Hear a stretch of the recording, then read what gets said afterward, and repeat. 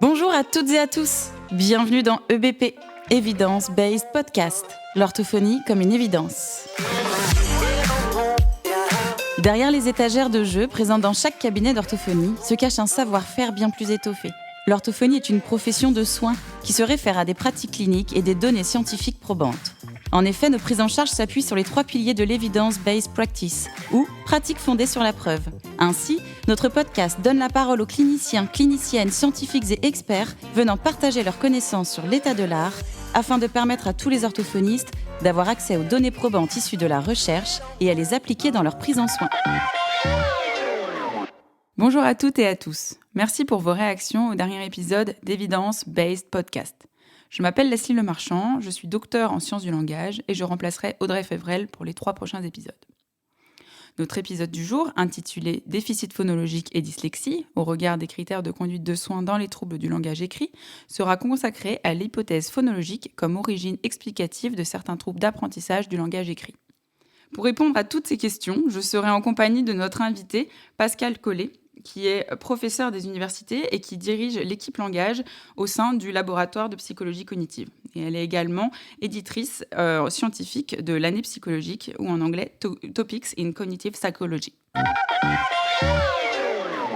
Bonjour Pascal, vraiment merci d'accepter de participer à ce numéro 4 des podcasts basé sur les recommandations de bonne pratique et sur les troubles d'apprentissage du langage écrit. Je voulais personnellement te remercier pour le partage de savoir que tu as eu avec moi pendant ces longues années, et particulièrement sur ce temps de travail où on a participé à cette unité ADU10 au sein du laboratoire. Et je pense que ça, c'est fondamental parce que c'est un des moyens, on en discutera, de réfléchir sur le devenir à la fois des patients qui souffrent d'un trouble d'apprentissage du langage écrit, mais aussi de réfléchir sur la façon dont on peut, en devenir, les traiter. Et c'est ça la vraie question. Et on en discutera aussi sur ton approche sur la morphologie. Alors pour commencer cette interview, puisque Leslie, elle a débuté cette question sur le fait qu'on t'a appris sur la référente des troubles phonologiques. Alors, on voudrait que tu nous expliques un petit peu qu'est-ce que toi, tu entends par trouble phonologique, quelle est ta conception, quelle est tes positions, et puis aussi, d'une certaine façon, quelle est ta position sur ce qu'on appelle les déficits des troubles auditifs et la différence qu'on pourrait faire entre les deux. D'accord. Écoutez, d'abord, merci de m'avoir invitée. Je suis honorée de participer et de contribuer à cette dissémination de l'information scientifique.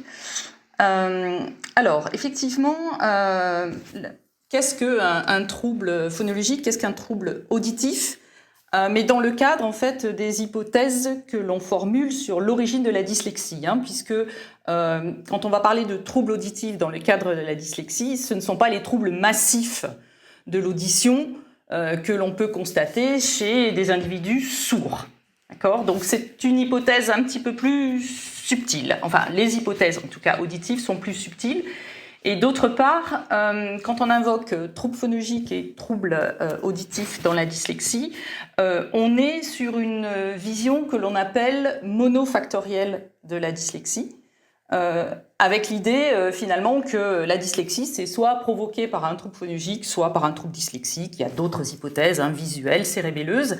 Et actuellement, on revient complètement sur cette vision monofactorielle. Je pense qu'on aura l'occasion d'en discuter. On est plutôt sur, effectivement, une vision et des modèles plurifactoriels de la dyslexie, qui tiennent compte notamment des comorbidités qui sont extrêmement fréquentes dans ce trouble neurodéveloppemental.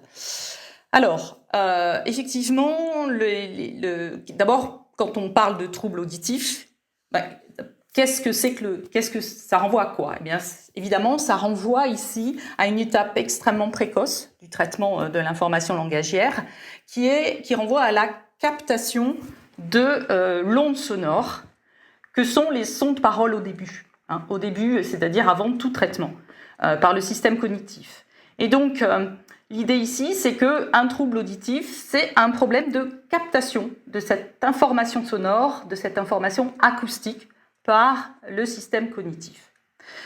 Donc ça, c'est un trouble, auditif. Alors il y a effectivement des gens comme Paula Talal et son équipe qui ont spécifié ce qu'était ce trouble auditif. Et pour eux, par exemple, ça renvoie à un trouble de captation de l'information auditive, notamment celle qui a trait aux consonnes du langage oral, puisque l'information acoustique de ces consonnes, elle est extrêmement rapide.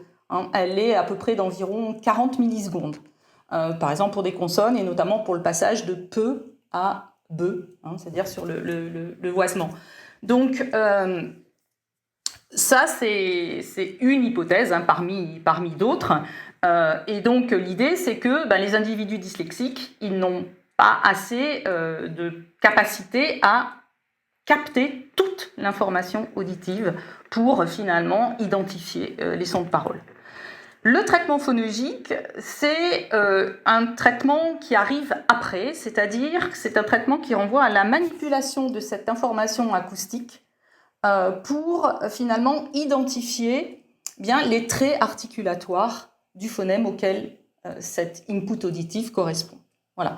Donc ça permet par exemple de comprendre que cette information acoustique correspond à un trait qu'on appelle un trait phonétique ou articulatoire, comme par exemple le voisement qui fait passer de be à peu. Donc c'est vraiment deux traitements distincts, et d'ailleurs les preuves de neuroimagerie le montrent. Ils ne se situent pas exactement dans les mêmes zones corticales, puisque effectivement le traitement auditif, lui, est pris en charge par ce qu'on appelle le cortex auditif, mais ça se fait de façon bilatérale, c'est-à-dire que cette étape de captation de l'information acoustique, elle se fait par les deux hémisphères. En revanche, le traitement phonologique, qui est donc la première transformation de cette information acoustique en traits articulatoires qui permettent d'identifier les sons de parole qu'on appelle aussi les phonèmes. Bon, j'espère que les linguistes ne m'en voudront pas de ce raccourci. Eh bien, lui, il est pris en charge par des régions plus postérieures, plus en arrière du cortex auditif. On appelle ça l'aire de Wernicke. Et là, c'est vraiment un traitement très spécifique au son de parole, puisque c'est en général l'hémisphère gauche qui va prendre en charge ce traitement phonologique. Donc un déficit phonologique, c'est un déficit de traitement. Alors quels sont les impacts de ces déficits phonologiques et auditifs sur l'apprentissage de la lecture ? Bon, ça c'est une très bonne question. Le problème, c'est que je ne crois pas que la recherche ait pu différencier des effets sur l'apprentissage de la lecture qui soient spécifiques à des déficits auditifs et des déficits phonologiques. En fait, ce qu'il faut bien comprendre, c'est en quoi consiste l'apprentissage de la lecture, d'accord ? Donc, ce qu'il faut savoir, et on l'oublie souvent, surtout si on est un lecteur expert, où finalement la lecture, c'est presque une seconde nature, c'est que l'écrit, c'est un codage du langage oral, ou de la langue orale, plus exactement, d'accord ? Donc, ce qui se passe, c'est que pour apprendre à lire, on doit être capable d'analyser le langage oral de telle sorte que je puisse comprendre que les lettres que je vois renvoient à des sons. Et donc, si j'ai des troubles auditifs, probablement que ces sons vont, malheureusement, au cours du développement du langage oral, pas se mettre en place vraiment, c'est ce qu'on appelle des représentations bruitées, donc des représentations instables. Et donc, quand j'ai un trouble auditif, forcément, je vais avoir du mal à faire la liaison entre les lettres et les sons, puisque effectivement, au départ, j'ai des sons qui ne sont pas parfaitement mémorisés en mémoire. C'est le cas de le dire, mémorisés en mémoire. Pour un déficit du traitement phonologique, comme je vous le disais, finalement, c'est l'étape suivante qui mène à l'identification des sons de parole ou encore phonèmes. Et donc là, ce sera la même chose. C'est-à-dire que l'idée, si j'ai un trouble de traitement phonologique, je vais aussi avoir la conséquence de ce trouble, c'est que mes représentations en mémoire des sons de parole vont aussi être bruitées. Et donc, ça va aussi avoir un impact sur l'apprentissage de la lecture, sur l'apprentissage des correspondances lettres-sons, comme effectivement un trouble auditif de ceux dont on vient de parler évidemment dans la question précédente. Donc il n'y a pas de moyen vraiment de dissocier l'impact de ces deux troubles, mais en tout cas l'idée c'est que, et probablement qu'on va en parler, on va avoir des déficits effectivement dans l'analyse phonologique, des déficits dans la conscience phonologique, des déficits dans la mémoire à court terme phonologique, et des déficits dans l'apprentissage des correspondances graphème-phonème ou lettres-sons, et des déficits dans le décodage des mots, qui résultent d'une traduction lettre en son, et malheureusement, par ricochet, encore une fois, on aura probablement des difficultés à lire les mots écrits. Donc, les deux déficits vont provoquer finalement une cascade de troubles, de traitements impliqués dans la lecture, mais comme tous les deux sont vraiment des déficits de très très bas niveau, donc qui interviennent parmi qui sont les premières étapes en fait des traitements des sons de parole, il n'est pas vraiment possible de les dissocier. Ouais, merci pour cette réponse extrêmement claire et cette histoire de cascade je voudrais que tu reprécises juste une chose. Parce que des fois, c'est pas très clair, c'est cette notion de représentation bruitée. Tu peux nous en dire plus ? Alors, ça, c'est une excellente question. Il y a peu de gens, en fait. On utilise... Merci beaucoup pour le piège. C'est une excellente question. Les représentations bruitées, c'est-à-dire c'est un terme, on va dire, pour dire que le codage des informations de ces sons ne se fait pas de façon normale. Alors, il y a plusieurs hypothèses là-dessus. Par exemple, il y a des gens qui pensent que effectivement, c'est un codage qui est plus pauvre. D'accord ?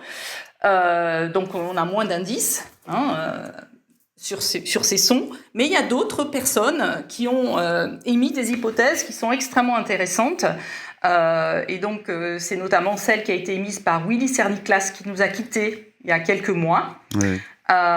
Et qui montre, en fait, voilà, donc là, ça serait plutôt l'inverse. C'est-à-dire, en fait, les dyslexiques ont tellement de capacité à percevoir les informations phonologiques que finalement, ils perçoivent beaucoup de sons, alors qu'un lecteur normal, bien lui, il perçoit ce qu'on appelle des catégories de sons.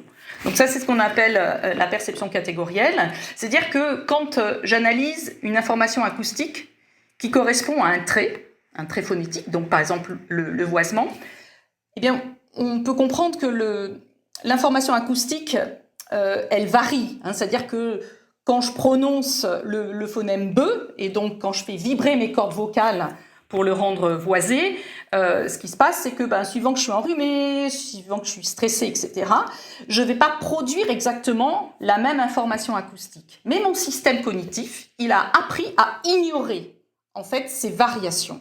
D'accord ? Eh bien, un dyslexique, lui, pour des raisons que l'on ignore, n'a pas réussi à ignorer ces catégories, ces différences d'informations acoustiques. Et donc, il entend, entre guillemets, des sons différents, là où un lecteur typique entendrait un seul son. Donc ça, c'est finalement l'inverse des représentations très pauvres. En fait, l'idée ici, dans l'idée de Willy Serniclas, c'est que justement, il y a peut-être trop d'informations acoustiques et que la structuration qu'on demande au bébé pendant les premières et deuxièmes années de vie pour finalement élaborer son système de représentation des sons qui sont utilisés par la langue de son entourage, eh bien, ne s'est pas fait correctement pour les futurs dyslexiques. Ouais, donc dans les représentations bruitées, on peut concevoir que à la fois c'est une surreprésentation, en tout cas une surperception ou une sous-perception. En tout cas, on est dans un continuum qui peut aller de l'un à l'autre. Absolument. Ok, super. Donc on en arrive là à deux questions. Une question qui est une question à la chercheuse. Comment on évalue ça ? comment on évalue ces déficits phonologiques et auditifs dans une approche de recherche, hein, parce que c'est des choses que tu fais, je sais que tu fais, et comment on peut le faire sur le terrain clinique. Oui. Alors, moi, ce que je fais en tout cas dans mes recherches, parce que l'hypothèse auditive, il faut quand même le dire, hein, c'était essentiellement, jusque assez récemment, les travaux de Paul Attalal, et malheureusement, on n'a pas vraiment, enfin, la communauté scientifique en tout cas, n'a pas vraiment validé cette hypothèse.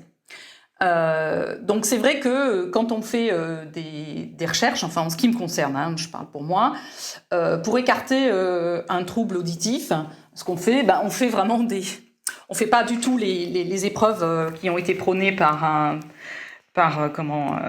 Paul Attalal. On vérifie que l'audition est correcte, donc avec des tests psychophysiques classiques.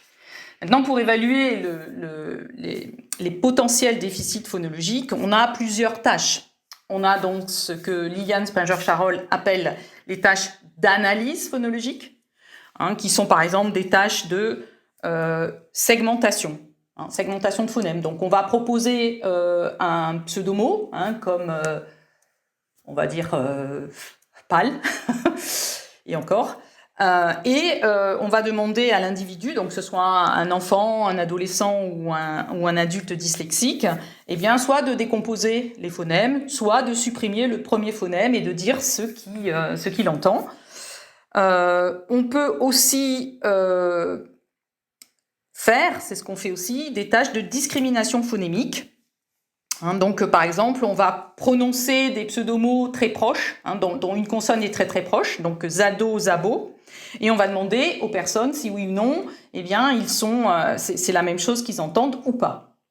Voilà. On peut aussi, bien sûr, évaluer les déficits, phonologiques. C'est pas seulement ça, c'est aussi aller un petit peu plus loin, en fait, dans les traitements et évaluer notamment aussi ce qu'on appelle la mémoire à court terme phonologique. Hein. Donc, la mémoire à court terme phonologique, c'est une mémoire, en fait, très très courte, hein, qui dure quelques secondes et qui maintient les phonèmes que l'on a identifiés pour les traitements de tâches ultérieures.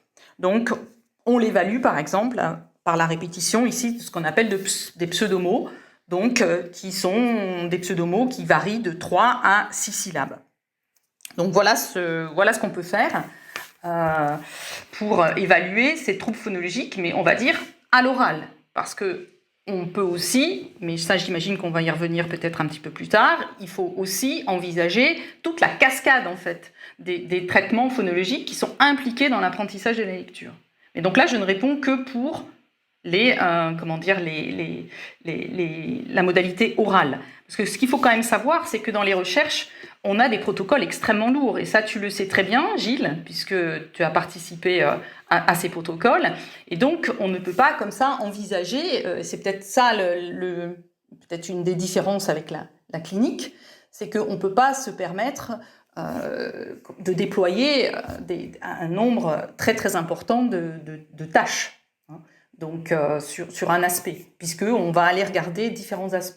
Puis il y a des questions aussi d'appariement, alors ça, entre le groupe de dyslexique par exemple et les groupes normolecteurs contrôle. Et donc là, ça va rajouter en plus des tests, hein, puisqu'il va falloir qu'on les apparie sur un certain nombre de caractéristiques cognitives. Alors merci beaucoup Pascal pour tous ces éléments. Moi, j'ai une question du coup pour rebondir là-dessus. Donc j'ai bien compris que vous proposez toute une batterie de tests donc, pour définir le profil des troubles cognitifs. Et on a beaucoup parlé finalement des troubles de la perception catégorielle, mais qu'en est-il finalement de la production de la parole chez ces personnes dyslexiques ? Est-ce que vous avez déjà obtenu des résultats, fait des études là-dessus ? Écoutez, merci Leslie de me poser la question parce que effectivement là je suis en train d'écrire un article qui est basé sur les travaux d'une thésarde que je co-dirige, qui est en neurosciences et qui s'intéresse à la question de la comorbidité des troubles dans la dyslexie.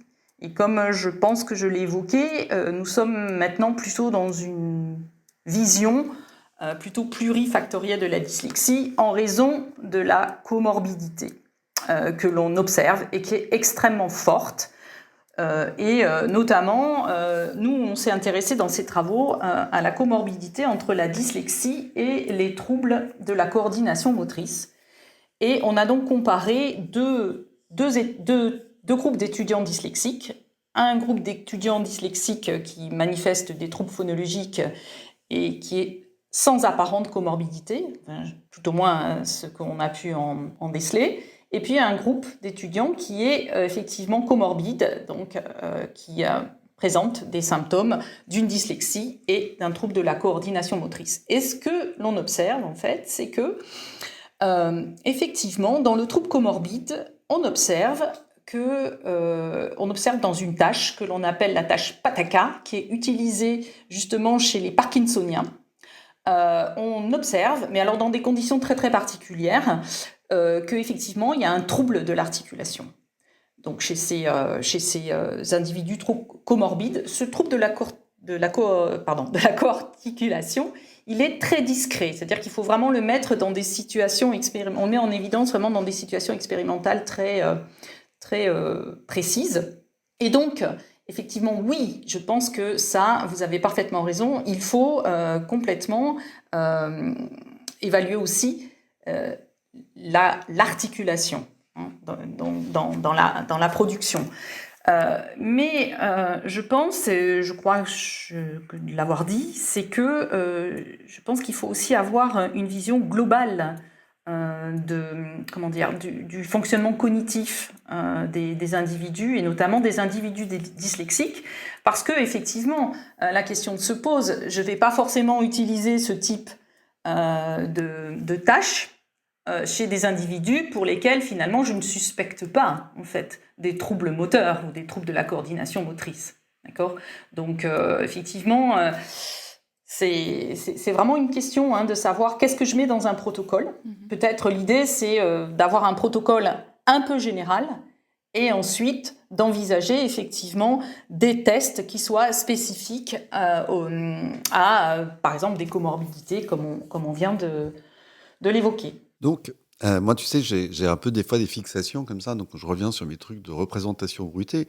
Mais les résultats qu'on a là sur tes systèmes en fait de déficit de programmation, parce que c'est ça, ou de déficit de programmation motrice, Oui. Est-ce que ça viendrait pas justement renforcer ce concept de représentation bruitée, c'est-à-dire que en fait les représentations auditives et phonologiques ne sont pas stables, au même titre que la précision articulatoire ou la précision de la programmation motrice articulatoire n'est pas précise. C'est bien ça? Tout à fait. En fait, tu fais référence à des modèles neurobiologiques comme le modèle de Skipper et collaborateurs, qui effectivement, finalement, ne dissocient pas l'identification de la production. C'est-à-dire que lorsque j'identifie en fait un son de parole, je vais activer, alors via un système de neurones miroirs dans ce qu'on appelle le cortex prémoteur, donc qui est en avant du cerveau, on va activer effectivement ces codes articulatoires. D'accord ? Et donc, l'idée, c'est que effectivement, dans ces représentations bruitées, on a évidemment la façon dont s'articule en fait le son de parole. Donc ça c'est vrai, et ça participe de ce qu'on appelle la cognition incarnée, donc c'est vraiment une vision beaucoup plus générale de l'esprit humain, de la cognition, qui montre en fait que la cognition elle est ancrée dans le corps, c'est-à-dire qu'on ne peut pas dissocier en fait son corps de son cerveau, de son esprit. Et ce qui est très très intéressant aussi, je me permets d'en parler, c'est que y a des expériences qui sont absolument fascinantes et qui montrent que lorsque je lis un mot, comme par exemple cannelle, eh bien je vais effectivement activer toutes les zones du langage oral et écrit qui vont me permettre d'identifier ce mot, mais que participent à l'identification de ce mot des aires sensorimotrices. Et donc notamment dans une étude, il a été montré que quand je lis cannelle, eh bien certaines de mes aires olfactives, qu'on appelle primaires, vont s'activer pendant que je reconnais ce mot. D'accord ? Et des aires motrices aussi, puisque cannelle, ça implique que je vais sentir une odeur, c'est-à-dire l'odeur de cannelle. Donc pour revenir au modèle de Skipper, effectivement, l'idée c'est que lorsque j'identifie un mot, eh bien je récupère ces ces codes articulatoires. En fait, je simule ces codes articulatoires, d'accord ? Ensuite, notre système cognitif va générer une représentation qui va venir, qui va être de nouveau, en fait, comparée à la représentation que le système a élaborée lorsque j'ai capté l'information acoustique. Donc là, effectivement, c'est très très clair. On ne peut pas dissocier en fait la production de la perception. Donc effectivement, ça pose la question plus générale que vous m'avez posée sur quel type d'épreuve utiliser pour évaluer les aspects du traitement phonologique des individus. Mais je l'ai dit, c'est probablement lié aussi à des comorbidités. Vraiment, merci. C'est vraiment très intéressant d'ouvrir un peu, d'ailleurs, sur 2 aspects. On n'aura pas le temps de discuter sur ces 30 minutes. Peut-être sur l'interview, on en parlera ensemble, sur la cognition incarnée, parce que ça, je pense que c'est quelque chose. Mais d'un seul coup, ça veut dire qu'on ne découpe plus les gens en lamelles, d'accord ? On prend les gens en globalité. Et c'est ce que tu as dit au départ, c'est-à-dire qu'on va concevoir donc maintenant les troubles d'apprentissage du langage écrit, et particulièrement à l'intérieur de ces troubles d'apprentissage, cette population un peu particulière de dyslexiques, parce que c'est une population, je rappelle, qui est quand même un peu particulière, avec une explication multifactorielle en fait des troubles, et particulièrement justement de ce lien entre la production orale et puis la motricité. Oui, alors c'est sûr qu'on ne peut plus échapper à cette vision plurifactorielle parce que Catherine Moll et ses collaborateurs ont estimé que 40% des enfants dyslexiques présentaient une comorbidité. Donc ça fait presque un enfant sur 2, donc on ne peut pas échapper à l'évidence. Ça me paraît assez clair.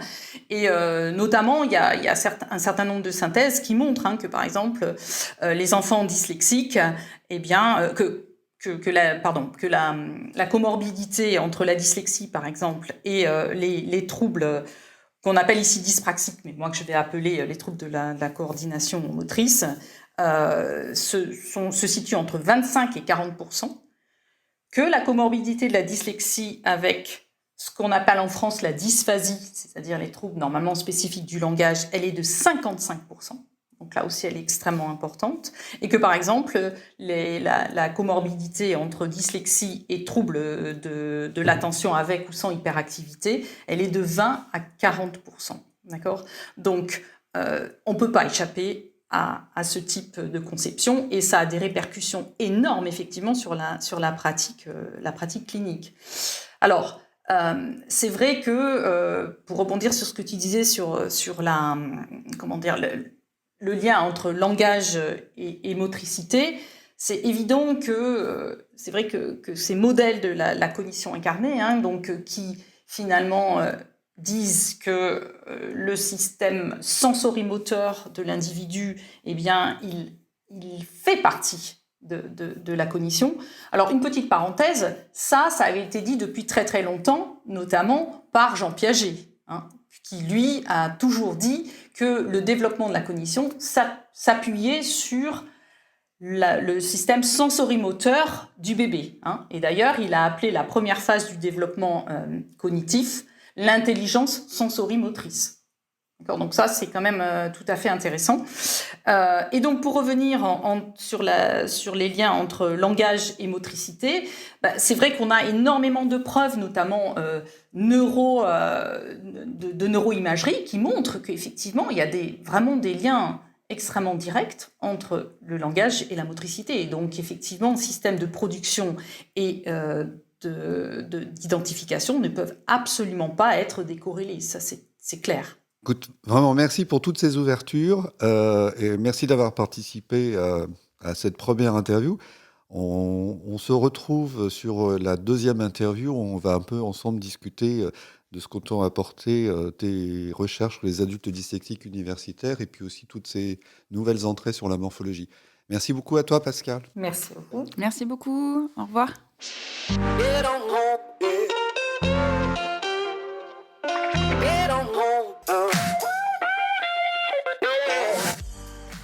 Merci à toutes et à tous d'avoir été avec nous aujourd'hui. Merci au professeur Pascal Collet et à Gilles pour ces échanges.